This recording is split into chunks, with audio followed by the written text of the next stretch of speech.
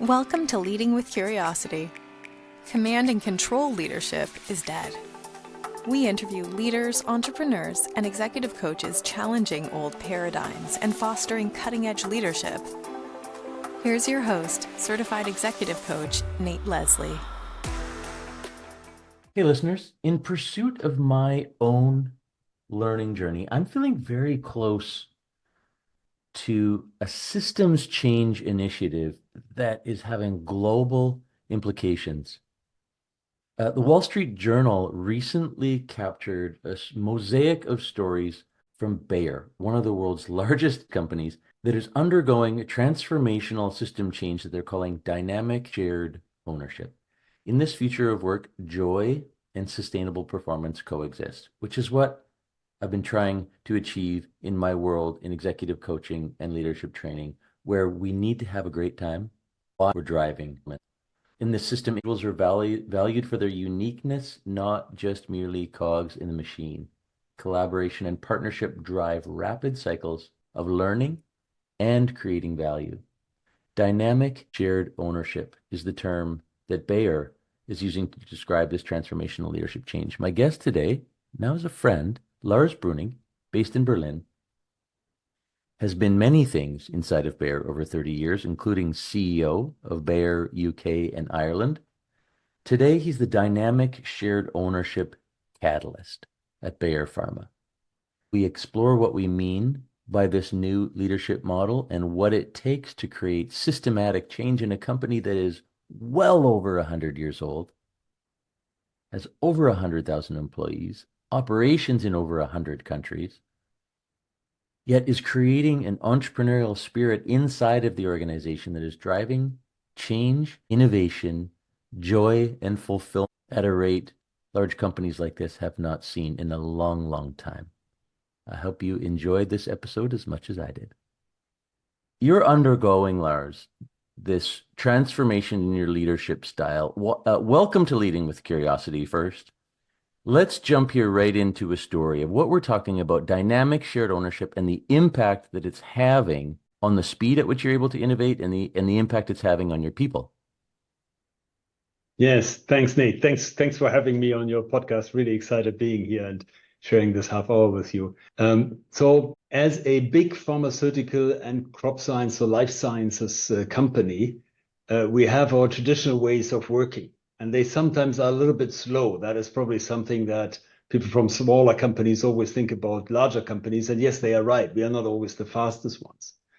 So part of this approach of changing it into dynamic shared ownership as a new operating model is to create and decision-making that doesn't sit somewhere in the hierarchy, as we often have now in traditional management systems, but that really sits with the operational teams. And that's something difficult to have in a big company. So we started this transformation by saying we identify certain teams that we call frontrunner teams, and they are allowed to operate in a different way with more decision rights and more speed to decision making. Basically, they make the decisions. They don't go through the layers of management and governance anymore. So right there already, you've identified some teams, you call them front runner teams, and they have a little bit more flexibility and autonomy, almost as a test pilot inside of your organization. Yes. Okay. Yes, Okay. That's a fair way. Yeah. And we told to them, everybody had heard about this model of doing things differently, having decisions on the operational level, not in the hierarchy. Said, we try it out with you now. So you have the rights to make decision on your level without going through and so forth. So our team in Italy, for example, they went into inventing something that they had been craving for as a little tool, a little piece that is helpful for patients in that case that have to inject themselves. They are hemophilics. So they have to inject themselves and they need 2 syringes to inject. And if you inject yourself with 2 syringes, that's sort of messy and very difficult. So the team invented a little tool that makes it easy for the patients to keep the 2 vials and the 2 syringes, hold them in a little tool that is produced by 3D printing in the end.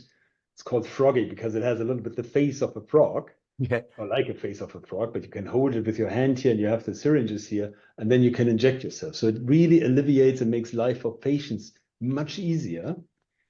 And the team was able to conceptualize that and introduce that into the market in 2.5 to 3 months. This is not a product we sell. This is a giveaway to patients. It's not a low value in itself, but it's high value in helping patients to have easier treatment. And that is always huge.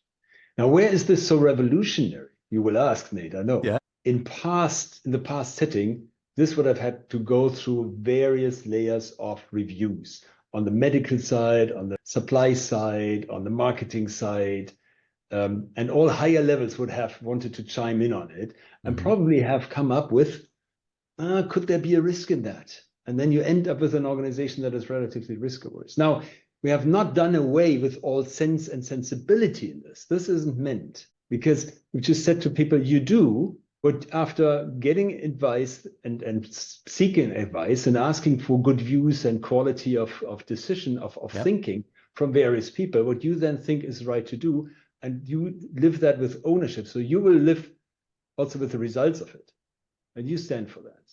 So the medical people in the country said, of course, yeah, we will check that whether medically this is acceptable and okay. And they went through this and said, yes, we can do this, and we will do this, we support this. And that's how the team got to this much faster than we were able to do this in the past. So let's just recap that again. So you've got a group in Italy that says, we've got a great idea. And so they're likely, because they're humans, excited about that. And in the old way, that layers, as many as doing some research, as many as maybe 9 layers that goes through to try to get their great idea presented to someone who gets to make a decision, and then it comes back down all those 9 layers. So that's like 18 steps, and to maybe get it done. But you guys said, Kate, you've got the idea. You're one of our front runner teams. It's not hasty. It's done with prudence. It's done almost like a small business inside of your business, right? Absolutely. Okay. Yeah. So that's the idea, to recreate entrepreneurial approach, micro enterprises in the teams, rather than cogs in that big wheel or big.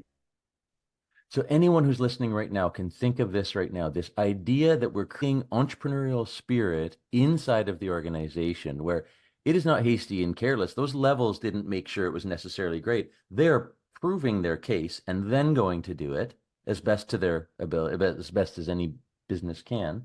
They're closer to getting to try stuff, and and it's also exciting in that moment because they own it, and now they have a stake in it, dynamic shared ownership. They're owning that end product probably even more than they would have if it went all the way up and all the way back down. Am I still following you right, Lars? Yes, this is right, because this moving up and down again takes time and doesn't necessarily make the ideas sharper. And the ideas come in the end from the interaction in the market, from the patients, from the interaction with the customers, the physicians. And that's where the creativity in the business normally lies.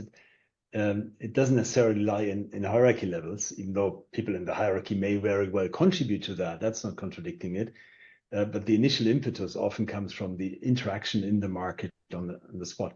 And then rather than saying, and let's review that as much as we can, say, and let's be fast on it as best as we can. Yeah. And there's an implicit hypothesis in that. That is, you may then end up with the decision slightly differently in the one market versus the other market, because the local teams make the decision. Mm-hmm. But they make it, of course, against the framework that is there of strategy and the framework of medical needs and requirements that is pretty strong.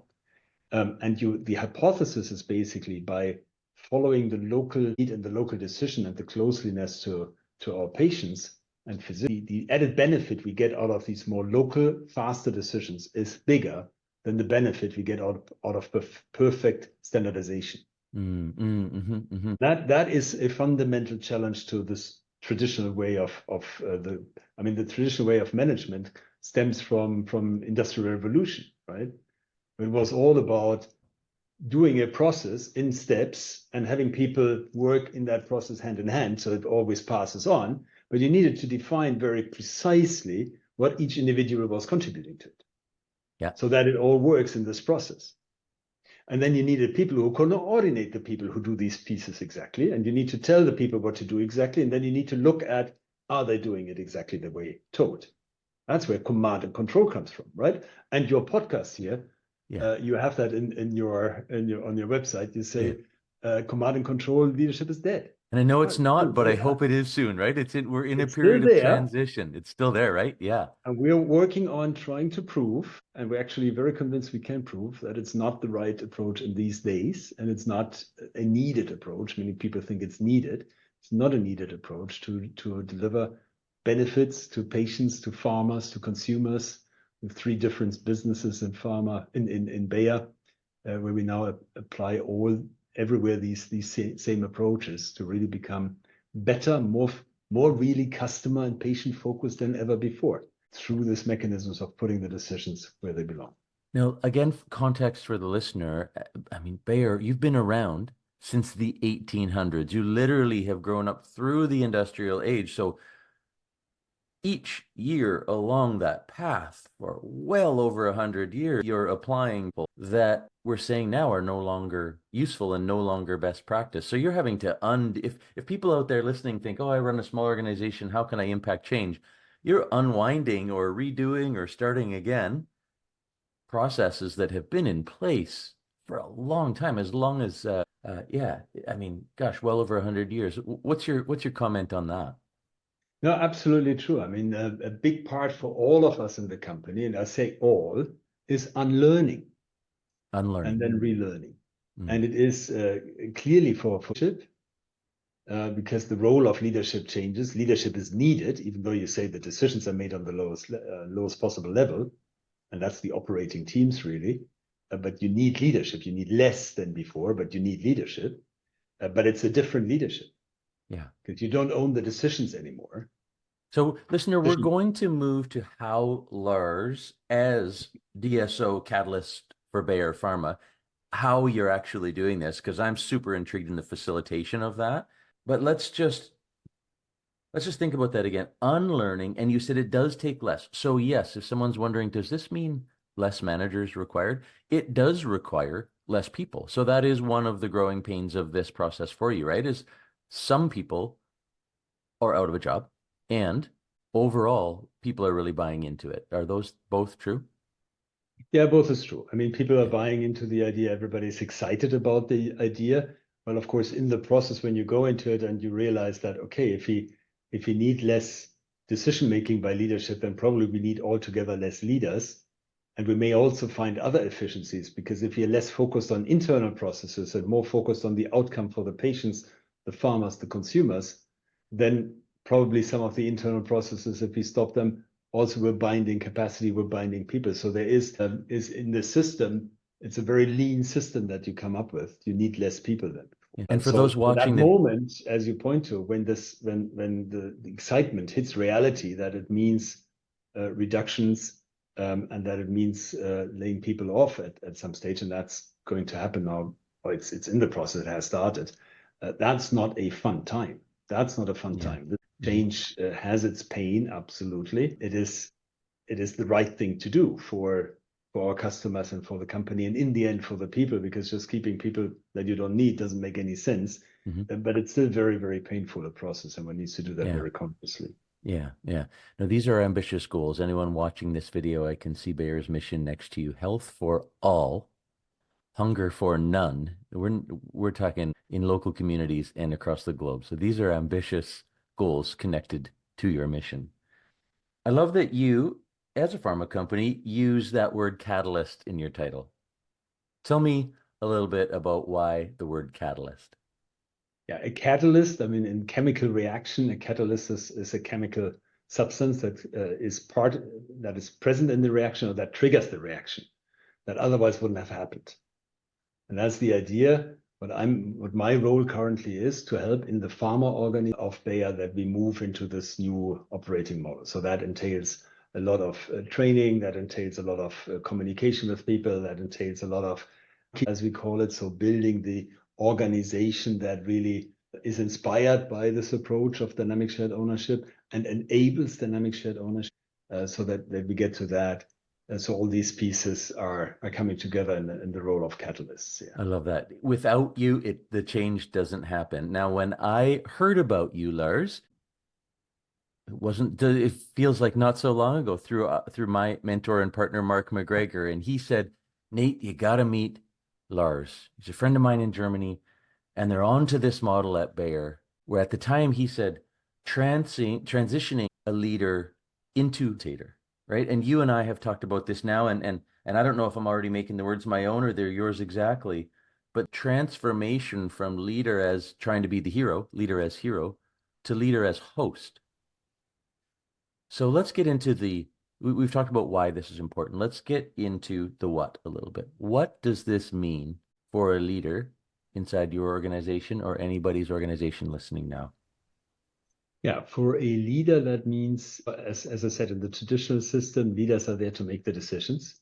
And at ever higher level, you make ever more aggregated decisions. Mm-hmm. And in the new model, the decision doesn't sit with the leaders. The decision sits with the teams.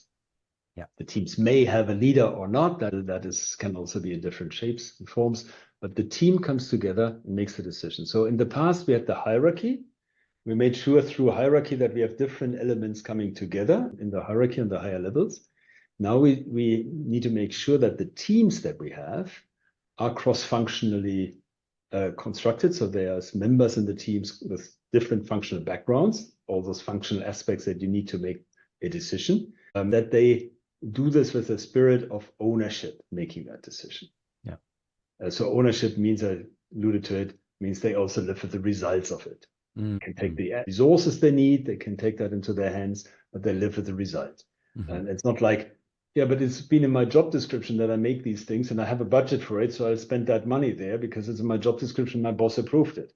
That is not the world of the future. The world of the future is you come together as that cross-functional team, say, for this and this asset, this is the right thing to do now, and then you do it. So now, the role of leaders is to exactly make sure that these things happen, that we have the right teams, that there is a vision for what we want to achieve, and that this is clear because there needs to be a frame for this ownership that they can take on. Then that the teams have the decision, the information they need. So information transparency is hugely important in such a model, because typically, again, information is aggregated upwards. Yeah. We need to break this. We're not there. We're developing the systems that deliver that as we go forward. We need to bring this much more down to the operational level, that the transparency is there, the information is there. These are all tasks that leaders have. And then to also catalyze continuously and to coach the teams on how they run their team processes so that they can come to the decision without going to hierarchy and asking for the decision making. So this is the task of leaders, is to say no to decision making and to say, you make the decision and I help you. I just want to jump in there to bring this back to this from hero to host. In the old way, the leader thinks, I have the decision-making power. I'm going to make all the right decisions and it's going to be awesome. Or they're paralyzed by fear to make those hard decisions, or somewhere in between. And maybe they succeed and maybe they don't. As we transition to leader as host or leader as facilitator, facilitate means facile, like to make easy, from the Latin or French word, to make easy. Now you go from keynote speaker with all the information to getting cross-functional teams discussing and debating and collaborating and building trust and having healthy conflict and all the things that are required. And the action is there happening on the workshop floor, not up at the podium. And they're coming out of that with having had a chance to speak to their group's priorities, to look at it from their paradigm and to challenge ideas, and then to come out with that shared of the decisions, right? Yeah. Simply put. So, yeah, in case typically this leader as a hero is the typical situation for somebody who is growing in a specific area of expertise. Let's say a marketer or a developer. Mm-hmm. They're very good at that. And because they were sort of the best ones, they became the bosses in these areas. And we still need the very good people. Yeah. It's not saying that we don't need them anymore. But in the past, they were driving the decisions themselves into the teams. And the teams, we always had cross-functional teams. Yeah. But in the end, they tended to be more coordinators between what the functions wanted to do, right, than decision makers. Boom. Yeah. And that's brought always the hierarchy in. And then you had the governance meetings where the teams needed to go and say, after all our coordination work, it looks like this is the path that we should be taking. Yeah. And they were either saying yes or no collectively, the leaders in the governance setting. Cool. You're a great example of how transformation happens, because you've been at Bayer for 30 years, started in finance, were on that sort of stream to be the finance expert, at one point ended up as CEO of Bayer UK and Ireland, and now here you are leading people, right, on this transformational journey. So you've kind of departed from that area of expertise of finance into this goal of helping with transformation. One of your company's LinkedIn post shared that the future of this work is joy, where joy and sustainable performance coexist, where joy and sustained performance coexist. What's it meant to you, Lars, to be able to be on in this part of the business as a catalyst? For me, this is, I mean, it's a wonderful task that I currently have. I really enjoy that.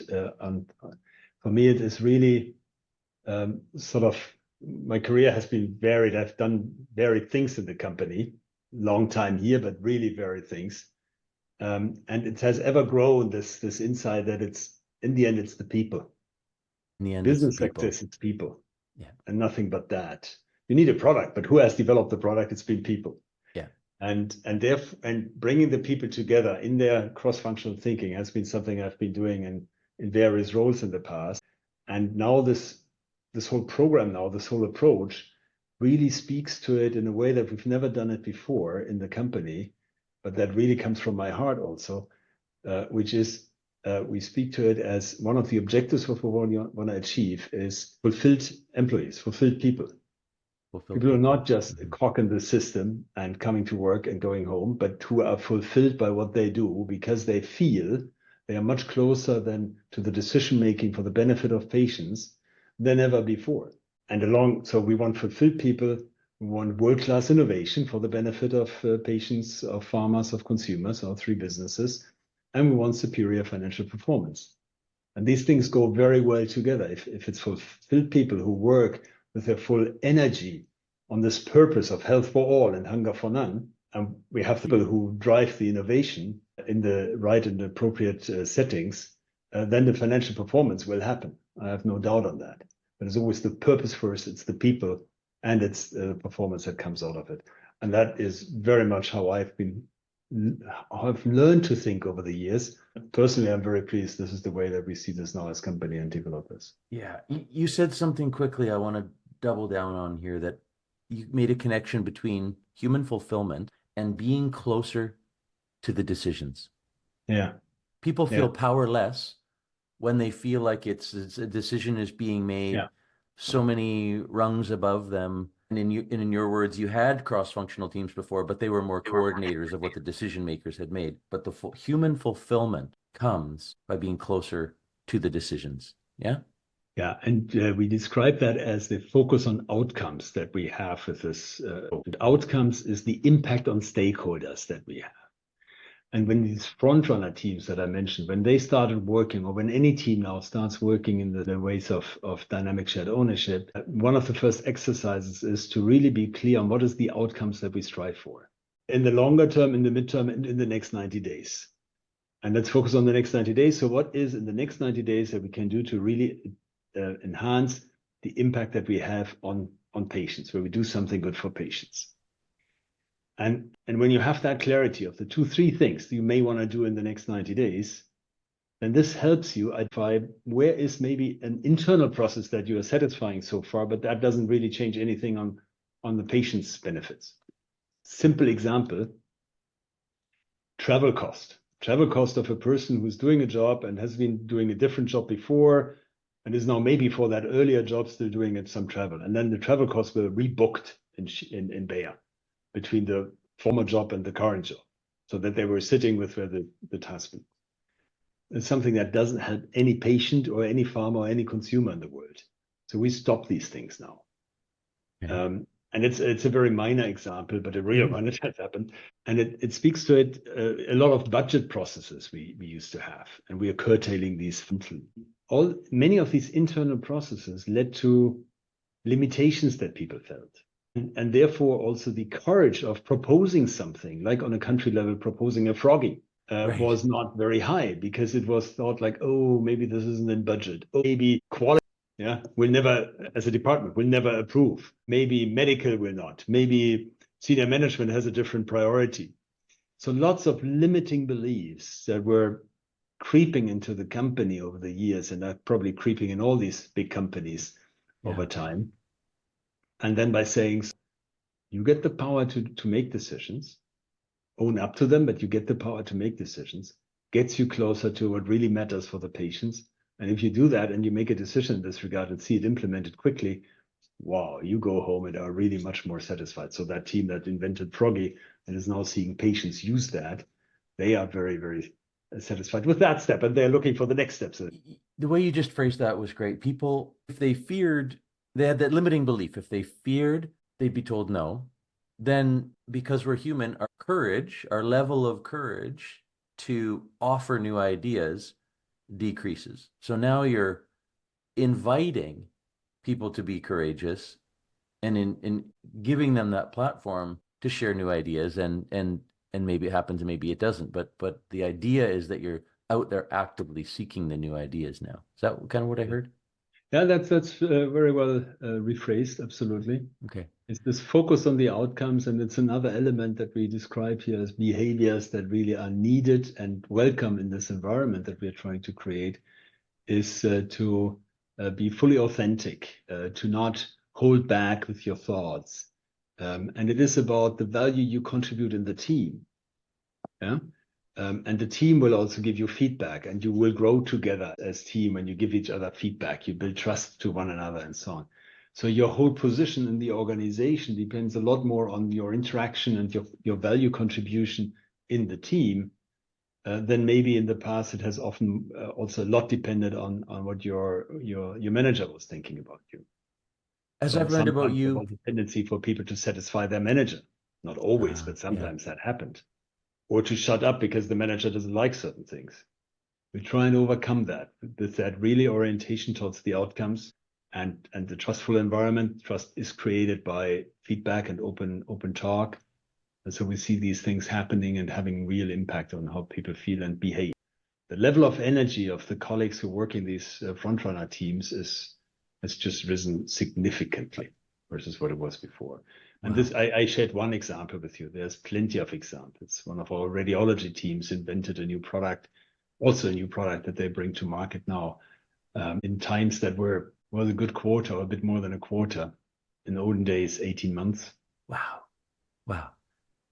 Let's talk a little bit, if we can, about your role as catalyst. It crosses over to my role as leadership trainer and facilitating experiences for people to make progress. I know, as I've gotten to know you, your passion for coaching and for helping people get from where they are now to where they want to be. What does it tactically look like in your role when you say, okay, I'm going into a country or a department or a group, and I'm going to train people on how to do this? Yeah. So we even have a whole team around that. We've built this. We call them DSO coaches. So colleagues, this was initially coming from outside, but now we have trained internal people up to this that are really now trained and very proficient at working with teams through these situations. And you can do a lot of theory. So we have, of course, a document that describes all that we are talking about here. And I suppose many people in the company have read it, if not all, probably not all, but most. But it's only theory, and you need to once experience how this different energy comes about. And it is this moving from this more reactive mindset of, oh, there's a budget. There's an expectation towards me, maybe by my boss, maybe by the internal processes, maybe by the governance committee, to where do we create value? How do we collaborate? There's a traditional way of doing that. And then in this kind of workshop that we organize there for the teams, we gradually move them in their mindset towards a much more creative mindset, where you look for the opportunity to create value rather than for the need to fulfill budget. And that can be fundamentally different. So your internal coaches go in and work with the group. They have the theory, they have the documents, and then they explore real world application through some facilitation and coaching to create opportunities to see things differently and think more creatively than reactively. And then in particular in these front runner teams, than actually build a case to go and make the change. And exactly do that and experience that in this setting, and experience how cross-functional thinking, when you don't always say, oh, I can't do that, but you say, oh, if we could do that, it would be brilliant. Can we think about a world in which this is possible? And then colleagues chime in and say, yeah, but we could do it this way, or we could do that. And it grows, the ideas grow. And a lot of really rethink of how we do business happens in these sessions. And that is basically the way we want to then collaborate moving forward on an almost daily basis. Carrying that from a workshop experience into daily life is quite some endeavor still, but we're on it, and gradually and increasingly so this works. And yes, people go home with a high level of excitement and energy and fulfillment. Excitement, energy, joy, fulfillment, all through this coaching lens of I don't have the answers, but collectively we probably do. And what you just said right there is so foundational in any change management initiative, is when we hear, no, we can't do that, probing and say, okay, tell me why you think that. And if we could do it, what solution can you think of, right? And helping them be able to express that idea that it can't happen, but then also getting them involved in the creative solution to overcome it, right? Absolutely. Yeah. Lars, I love seeing organizations move to a world where they can increase joy and sustainable performance. I know you're going to continue to play a big role in my life, and I feel like this idea of dynamic shared ownership is helping me see a leader's journey from learning about to learning how to lead teams through that coaching mindset and giving up some of that control. But now I'm seeing it even further towards that goal line of making entire organizational change and essentially reinventing the operating system. And it's just given me such a clearer picture of the end goal that I get to help clients and organizations move towards. So you're a big part of my learning journey, and I'm so glad to be along for the ride here now. And I look forward to seeing where all of this goes for you and for me, and for all the organizations that I get to help.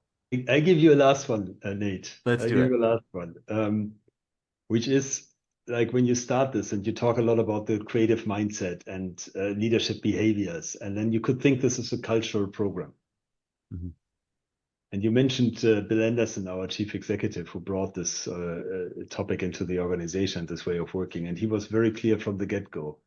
This is not a culture program. This is a system change. Because the system drives behaviors, and the hierarchical system predicts certain behaviors.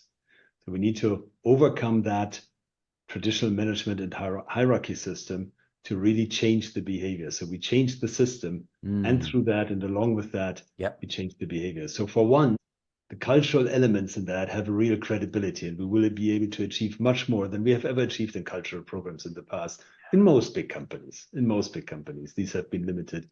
But as long as you don't tackle the hierarchical system, you're sort of disempowering the teams that you want to empower. System change